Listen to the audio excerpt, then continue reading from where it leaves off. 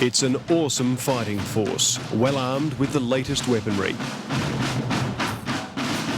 With more than 200,000 men, it's among the world's biggest armies. The sheer numbers would make it a formidable foe for any aggressor. But in reality, this army is not in the business of war, it's in the business of politics. And for decades, the Indonesian army's enemy has been its own people.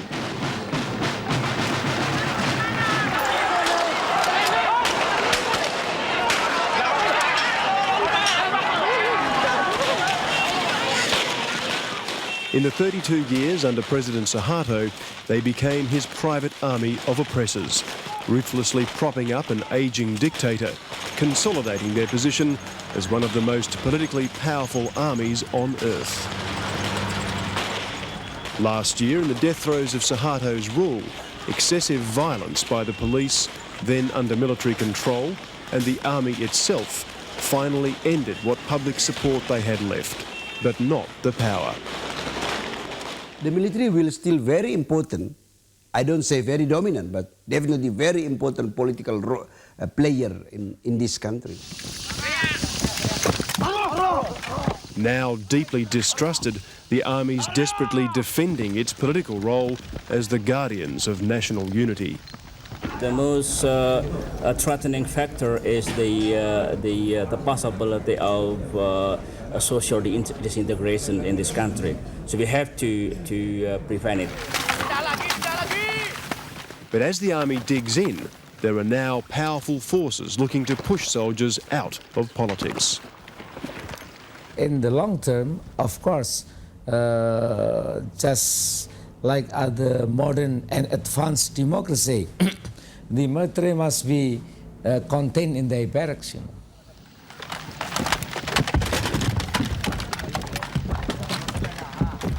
This has been an intensely secretive organisation, so it's a measure of the struggle to improve their image that Indonesia's army has, for the first time, opened itself to outsiders.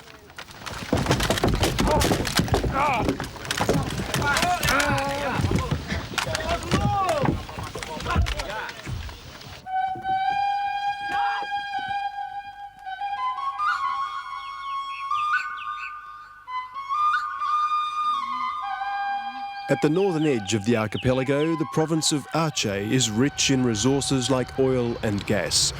But the profits have flowed to the centralised seat of power in Jakarta, while the people here remain poor. And as in so many other provinces, it's left the locals angry and rebellious. In a bid to diffuse growing tensions, the Habibie government has offered Aceh a better deal. Yeah, maybe they will.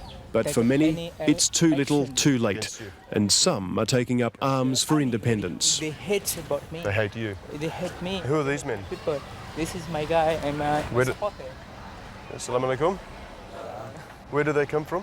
They come from the village. From the village. Ismail Syaputra may look an unlikely guerrilla, but his illegal Aceh Merdeka, or Free Aceh movement, is gaining wide grassroots support. Colonialism. But if we independence, we got 100%. Okay? We got 100%. No compromise with them. Not that we don't have to ask any permission with them. We just have to the Chinese. We ask to the Chinese, and this is belong to the Chinese, not belong to them. Pernah mengatakan bahwasanya dia. At the local army headquarters, Ismail is chief public enemy, and Major Azro Budi is one of those charged with catching him in a bid to help keep Indonesia together.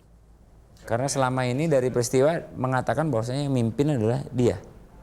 Jadi dari beberapa peristiwa, beberapa kejadian, menurut pendapat mereka bahwasanya mereka itu adalah negara yang merdeka. Jadi dia tidak mau bergabung dengan Negara Kesatuan Republik Indonesia. Kira-kira akan melepas dari pemandangan TNI akan melepas Aceh sebagai... Oh, tidak. Sampai kapanpun tidak. Kenapa? Karena itu adalah bagian Negara Kesatuan Republik Indonesia. To keep it part of Indonesia, Major Budi's troops are in a state of undeclared war against locals, and they're taking casualties. Separatists are kidnapping and killing Indonesian soldiers. But like the rest of the army, B Company of 112 Battalion is a tight-knit unit. When they lost a fellow soldier, Sergeant Rahman Bakar, all hell broke loose.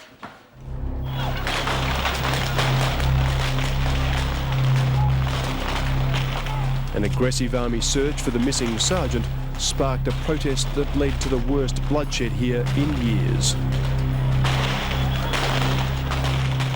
More than 40 civilians died, and despite these images, the army denies shooting anyone, except in self-defence. Kita menembak peringatan ke atas, itu pun pelurunya tidak peluru tajam, peluru hampa. Kalaupun ada peluru tajam, itu sebagai pembelaan. Nah sekarang misalnya kita ingatkan, sudah ke atas peluru hampa, peluru karet juga tidak mau juga. Terus dia mau membunuh kita. Remember, this is an army dealing with its own people. Well, I think in a matter or in a situation like that, it's a situation facing also those people, groups, aspirations that have also weapons, and they can kill. And sometimes before we get killed, and in order to protect the society, not for the purpose of not to be killed, then sometimes we have to shoot. Yeah. Pada saat kita nanti mencari, ya, satu pluton yang mencari, itu laksanakan pencarian dengan senjata tersandang di belakang. Tapi tetap waspada. The Indonesian army never gives up on its own. Itu di belakang. Sergeant Rahman has been missing for a month. The civilian dead are all buried, but B Company is still looking for their kidnapped officer. These men have no doubt they're working for the greater national good. But as in East Timor and Irian Jaya, the people in Aceh now fear and hate their army. In all these places, the use of lethal force has fueled demands for freedom. Saya pikir gini, tuntutan referendum itu semata-mata karena tidak masyarakat ini boring dengan daerah operasi militer dan merasa dikucilkan oleh negara, merasa diabaikan secara hukum, sehingga mereka memilih untuk berdiri sendiri. As they head inland in search of Sergeant Rahman, they're confronted with signs of defiance, demands for a vote on leaving the Republic. The crescent flag of a free Aceh tell these troops they're seen as an occupying force. And there's a sense of history repeating itself.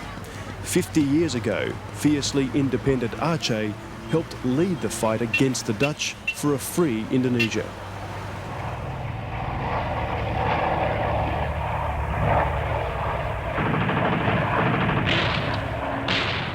They started as heroes. Indonesia's army came from the people, a guerrilla force rising from every village to end Dutch colonial rule. But as far back as the 50s, the army's main focus was inward.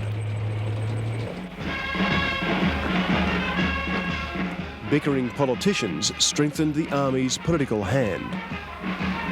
The place of the armed forces in Indonesia has always been seen as crucial. Before last year's attempted coup, it was seen as a balance to the communists. Ever since, the army has never been far from the centre of power.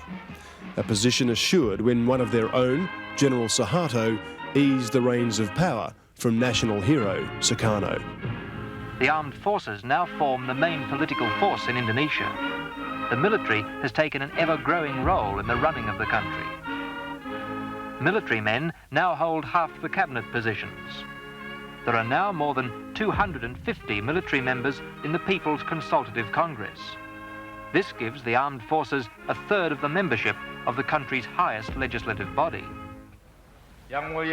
Under Suharto, the army refined its doctrine of dwi fungsi, its dual social and military function. It targeted any political or social force considered a threat to the ruling regime. The army, or TNI as it's known in Indonesia, became the sharp edge of Suharto's control. Human rights lawyers say 2,000 people went missing during Suharto's reign. It's a role the army now, for the first time, admits was wrong. The NE was brought to play that role in the support of a certain political aspiration. Of President Suharto? Yes, and that is, I think, the start when it was seen that the NE was not playing the part that it should play, which is representing or playing the role to the interest of the whole nation. Far from defending the whole nation, some units used kidnap, torture and killings in a desperate bid to defend Suharto's rule. It tainted the entire force. The military only the tool of the government. And the longer Suharto stayed there, the more authoritarian the government is. Okay? Salim Syed is Indonesia's leading military analyst, a veteran insider to top brass thinking.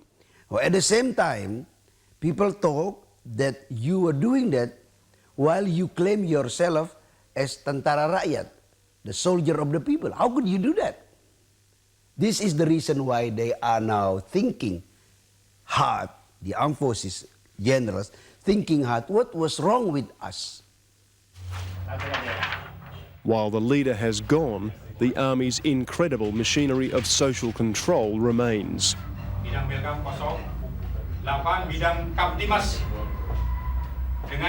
Throughout Indonesia, the military doubles as a local council. They know everything from the number of nursing mothers to the use of public phones.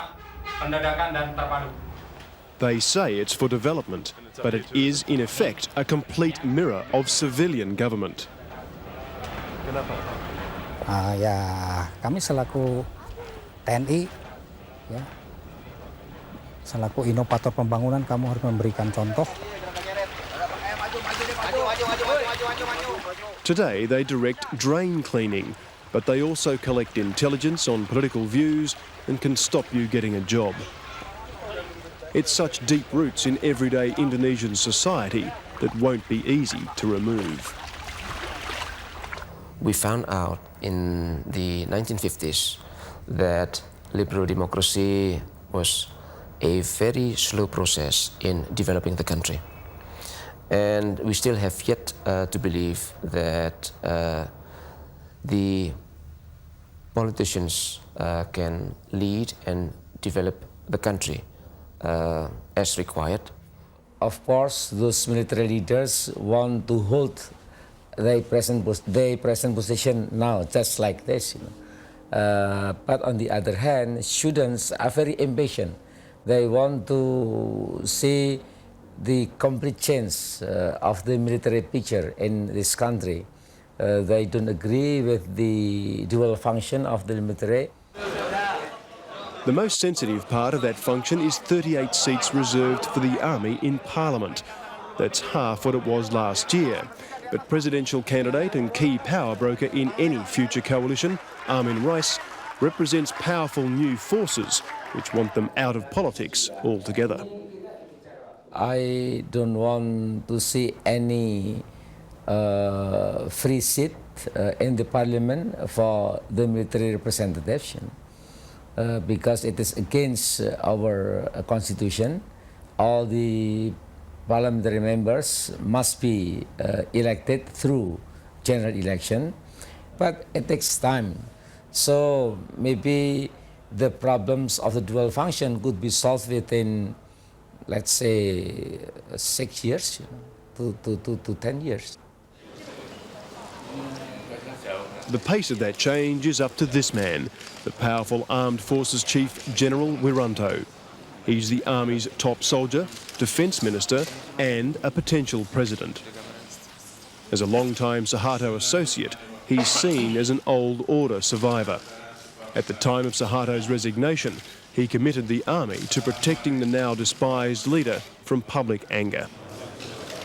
He is not concerned with his people's fate, and he doesn't believe in democracy. He is simply a pure military man, Good morning, General. How are you? Thank you very much for seeing us. Yeah, you're welcome. With the fate of a nation resting on his shoulders, General Wiranto rarely grants foreign interviews. He agreed to see me in his role as a figurehead of reform. Thank you, sir. And he has brought in changes, separating the police from the army and banning serving army officers from thousands of civilian government posts. These are the biggest reforms in more than 30 years, but he leaves most of the talking to his subordinates. When would be an appropriate time? And these days, the Army's number 2, General Susilo Bambang Yudhoyono, is doing a lot of talking. Evan Williams from ABC, sir. Could we just have Across Indonesia, he's under pressure to justify the Army's continuing role in politics. He says they are getting out, but in their own time. There is a thought that in certain degree there must be a political role for the military in developing countries. The question is how deep, how far, and what kind of role to be played. In our situation here, we have to build our new framework that the political rules of the military is to be agreed by everybody, must be based on our national consensus. But your critics are saying that the reforms aren't quick enough, that they aren't deep enough. What's your response to that? Well, we have to decide our reform agenda, priority, and the stages of implementations. We will conduct reform without creating problems inside our organizations. Wiranto is very much under pressure from their senior who retired already, who would like to see him to become the strong man again, and from people inside the armed forces, die-hard people who hate civilian. If this reformation will not proceed properly, election will not produce a strong and credible civilian government, then you bet the empire will strike back.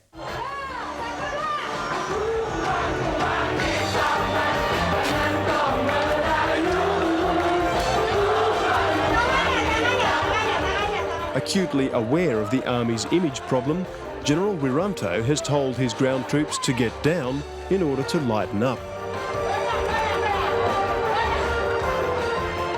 Such regimented frivolity, a new part of the Army's efforts to show a friendlier face, even if it does have its distractions.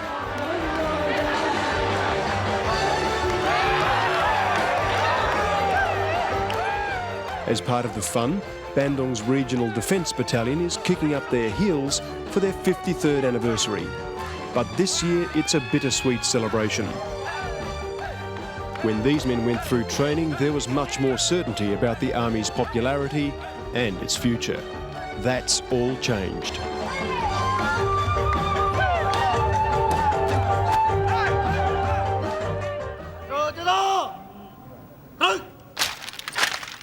Magelang Cadet College is known as the Nail of Java, a tough boot school for the next generation of military leaders. For 3 years, they go through the same punishing routine as their predecessors. 18-year-old Emir knows that after last year's army savagery, something's got to change. For us, for the new officer, I think it's our job to get back that good name for the army.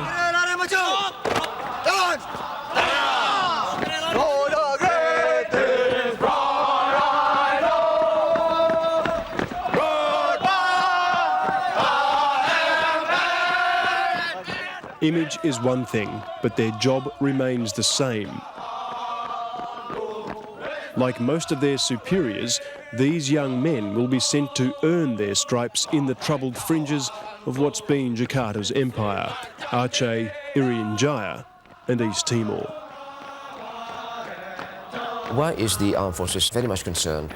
It is because of the characteristics of the country, which is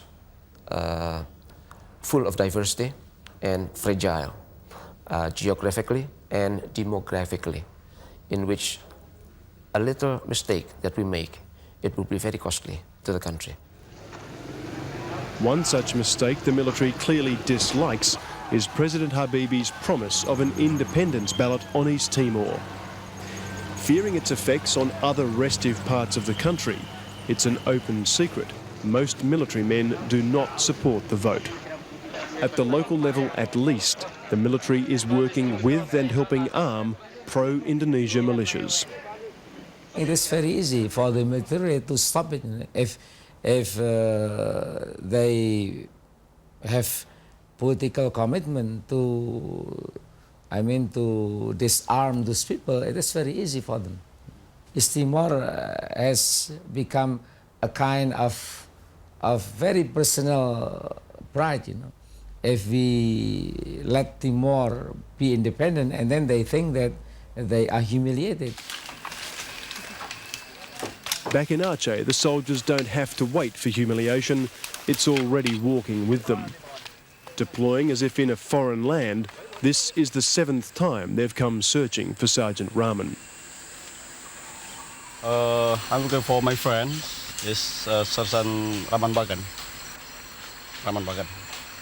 And maybe around of this area.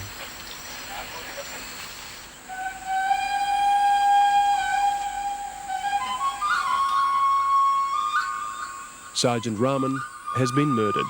The search is no longer for a hostage, but instead a shallow grave. It's what usually happens when a soldier is kidnapped by rebels here. God knows they've lost enough of their own. Finding those responsible is next to impossible. They don't even really know who the enemy is. Kalau untuk musuh ya, itu nggak jelas Mbak. Karena mereka itu berbaur dengan kita. Berbaur, masyarakat tuh, kita pikir ya masyarakat juga.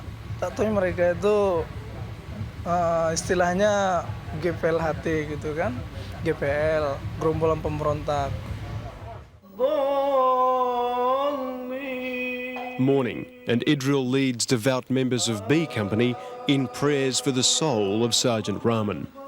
And he won't be the last casualty in this war no one can win. But as with politics, the army believes it has the solutions for many national problems. And it will only submit itself fully to civilian rule when it decides there's a strong and stable government. So far, the signs of that happening are not good. ربنا ظلمنا أنفسنا وإن لم تغفر لنا وترحمنا لنكونن من الخاسرين